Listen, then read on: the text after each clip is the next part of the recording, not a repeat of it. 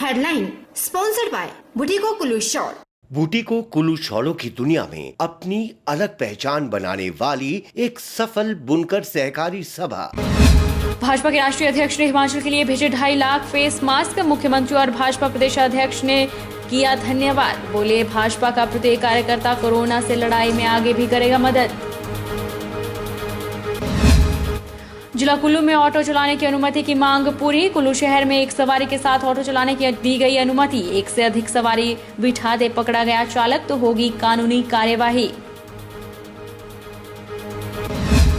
लोगों के लिए मददगार साबित हो रही डाकघर की AEPS सर्विस। घर द्वार मिल रही ग्राहकों को सुविधाएं। AEPS के माध्यम से 26,41,151 रुपए की राशि की निकासी। और किन्नौर के चगांव गांव में नाबालिगा के साथ दुष्कर्म। 11 वर्षीय लड़के ने किया 7 वर्षीय नाबालिग लड़की का बलात्कार। नाबालिग होने के कारण लड़के को नहीं किया गया गिरफ्तार। पोक्सो एक्ट के तहत मामला दर्ज। नमस्कार, आप देख रहे हैं HP 24/7। मैं हूं जनीशा। भारतीय जनता पार्टी के राष्ट्रीय अध्यक्ष जगत प्रकाश नड्डा ने हिमाचल प्रदेश के लिए 2.5 लाख फेस मास्क भेजे हैं। फेस मास्क के इस खेप को भारतीय जनता पार्टी मुख्यालय दीप कमल चक्कर में भाजपा प्रदेशाध्यक्ष डॉक्टर राजीव बिंदल द्वारा उतारा गया। इस भेंट के लिए भाजपा प्रदेशाध्यक्ष डॉक्टर राजीव बिंदल और प्रदेश के मुख्यमंत्री ने राष्ट्रीय अध्यक्ष जगत प्रकाश नड्डा का धन्यवाद किया। भाजपा प्रदेशाध्यक्ष डॉक्टर राजीव बिंदल ने कहा कि राष्ट्रीय अध्यक्ष जगत प्रकाश नड्डा ने 2.5 लाख फेस मास्क भेजकर हिमाचल वासियों के प्रति चिंता जताई है और हिमाचल को सम्मान दिया है। उन्होंने कहा कि भाजपा का प्रत्येक कार्यकर्ता राष्ट्रीय अध्यक्ष से लेकर पन्ना प्रमुख तक के कार्यकर्ता पूरी निष्ठा और ताकत के साथ कोरोना महामारी से लड़ाई में मदद कर रहा है और आगे भी करेगा। भाजपा की ओर से अपनी बात रखते हुए प्रदेशाध्यक्ष डॉक्टर राजीव बिंदल ने जयराम ठाकुर को कोविड-19 के संक्रमण काल में सरकार के सफल संचालन के लिए बधाई दी और भाजपा का प्रत्येक कार्यकर्ता सरकार के निर्णयों के साथ खड़ा है, यह संदेश भी दिया। वहीं मुख्यमंत्री ने भाजपा के कार्यों की प्रशंसा की और आग्रह किया कि निगाह कार्यक्रम की सफलता में प्रशासन की मदद करे। सरकार और संगठन पूर्ण समन्वय के कार्य में लगा है।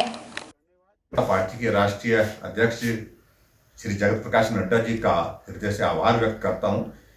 कोविड-19 के खिलाफ जहां केंद्र सरकार आदरणीय मोदी जी के नेतृत्व में लड़ रही है, वहां पार्टी भी इस लड़ाई में पूरा सहयोग दे रही है और पूरा समर्थन दे करके अपनी भूमिका निभा रही है।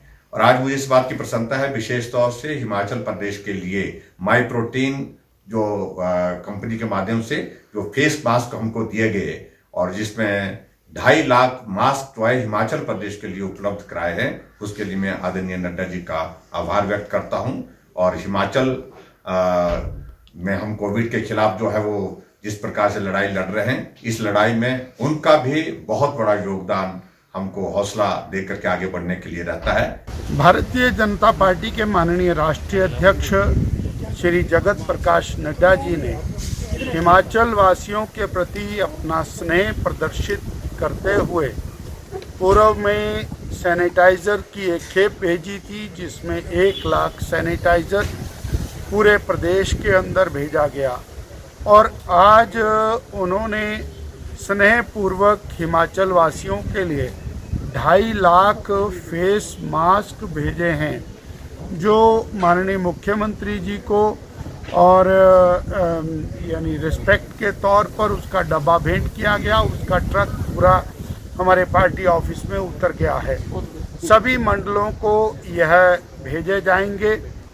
हमारा विशेष रूप से ये कहना कि फेस कवर लगाएं, सुरक्षा पाएं, तो Bharatiya Janata party Himachal Pradesh face cover लगाने के ऊपर पूरी तरह से जोर देकर के काम कर रही है। मुख्यमंत्री जयराम ठाकुर ने प्रवासी मजदूरों के लिए 1 नेशन 1 राशन कार्ड योजना के तहत खाद्य नागरिक आपूर्ति और उपभोक्ता मामले विभाग की अंतर्राज्यीय पोर्टेबिलिटी योजना का शुभारंभ किया। मुख्यमंत्री ने कहा कि इस योजना से उपभोक्ताओं को देश में कहीं भी उचित मूल्य की दुकानों से राशन लेने में सहायता मिलेगी। मुख्यमंत्री जयराम ठाकुर ने कहा कि इससे राशन कार्ड की राष्ट्रीय पोर्टेबिलिटी योजना के अंतर्गत किया जाएगा और योजना से देश के लगभग 67 करोड़ लोगों को लाभ मिलेगा, जिनमें हिमाचल प्रदेश के लाखों लोग भी शामिल हैं। जयराम ठाकुर ने कहा कि केंद्र सरकार ने देश के लगभग 8 करोड़ प्रवासी मजदूरों को 2 महीने के लिए मुफ्त अनाज देने का निर्णय लिया है। जिन मजदूरों के पास राशन कार्ड नहीं है, उन्हें भी हर महीने प्रति व्यक्ति निःशुल्क 5 किलो आटा और चावल 1 किलो दाल प्रदान की जाएगी। मुख्यमंत्री ने कहा कि इस योजना के अंतर्गत हिमाचल प्रदेश को 2864.46 टन खाद्य सामग्री आवंटित की गई है, जिससे प्रदेश सरकार को लक्षित समूहों तक राशन प्रदान करवाने में सुविधा होगी।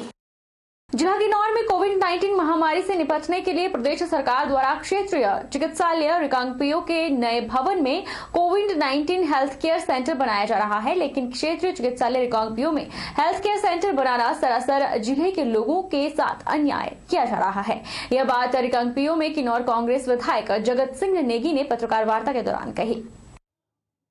किन्नौर कांग्रेस विधायक जगत सिंह नेगी ने कहा कि पूरे जिला में एकमात्र बड़ा हॉस्पिटल यही है, जिससे इस हॉस्पिटल में मरीजों का आवागमन भी सबसे अधिक होता है और अगर क्षेत्रीय चिकित्सालय में कोविड-19 हेल्थ केयर सेंटर बनाया गया तो इससे जिले के अन्य क्षेत्रों से बीमारी का इलाज करवाने के लिए आने वाले लोगों के लिए संक्रमण फैलने का खतरा हो सकता है। उन्होंने ये भी बताया कि प्रदेश सरकार और हेल्थ सेक्रेटरी को पहले ही 2 बार भी पत्र लिखकर मांग की थी कि क्षेत्रीय चिकित्सालय रिकांगपिओ को कोविड-19 हेल्थ केयर सेंटर न बनाकर शोतलू में करछम बांगतू प्रोजेक्ट में JSW के संजीवनी हॉस्पिटल को कोरोना सेंटर बनाया जाए। किन्नौर में सरकार की तरफ से कोविड-19 हेल्थ जो सेंटर के लिए हॉस्पिटल जो चुना गया है वो रिकांगपिओ जो हमारा रीजनल हॉस्पिटल है उसको चुना गया है।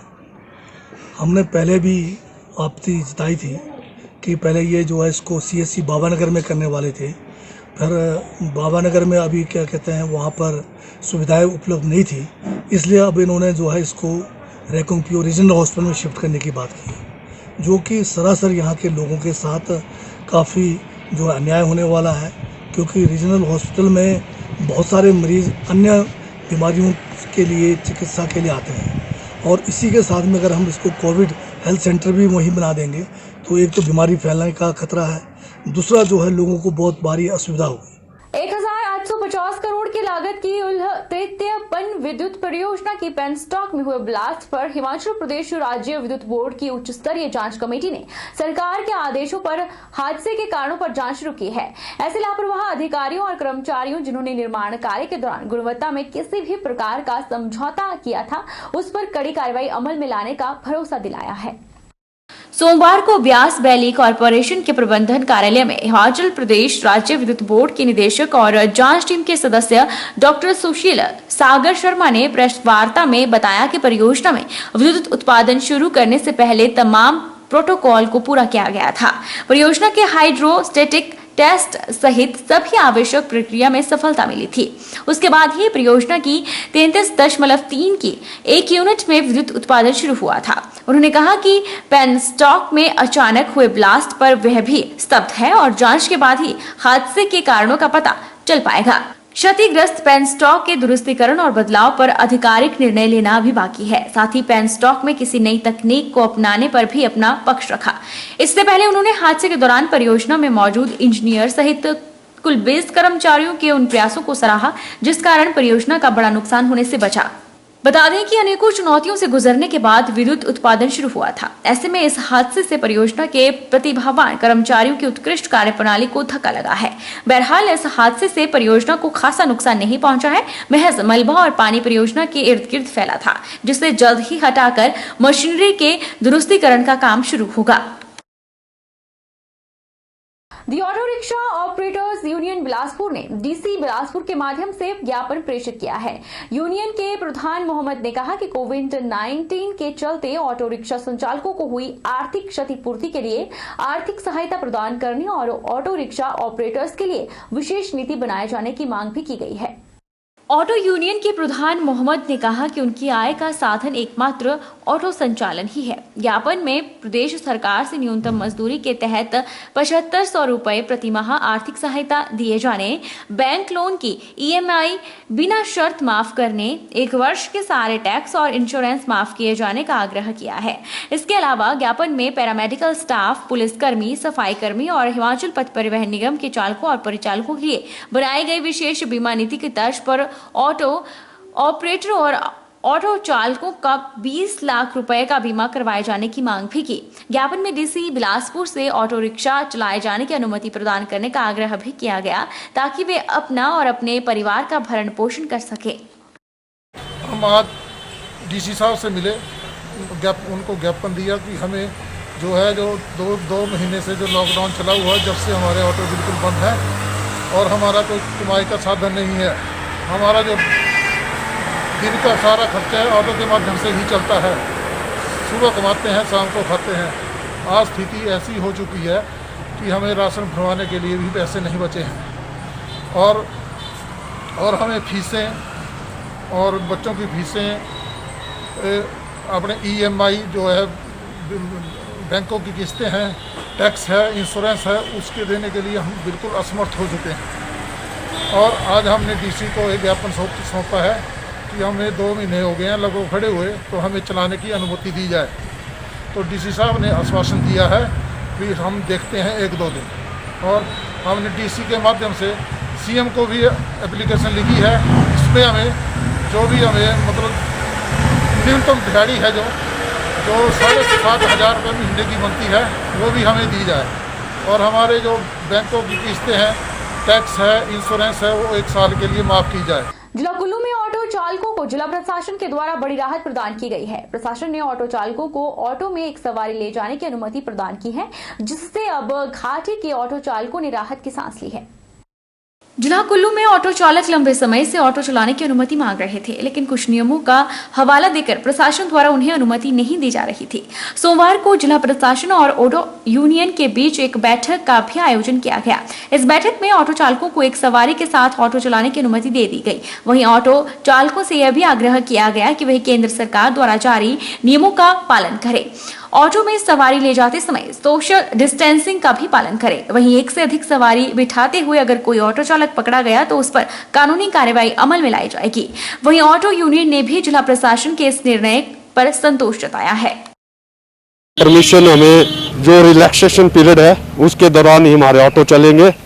इसमें हमें जो निर्देश दिए गए हैं एडमिनिस्ट्रेशन द्वारा, डिप्टी कमिश्नर मैम ने दिए जो आदेश दिए हैं कोविड-19 से बचने के लिए, उनको हम फॉलो करेंगे। निर्देश ये है कि सोशल डिस्टेंसिंग, मास्क यूज होंगे और सैनिटाइजर का पूरा यूज होगा। वक्त चला है छोटे से ब्रेक का। ब्रेक इस बार फॉर लौटेंगे।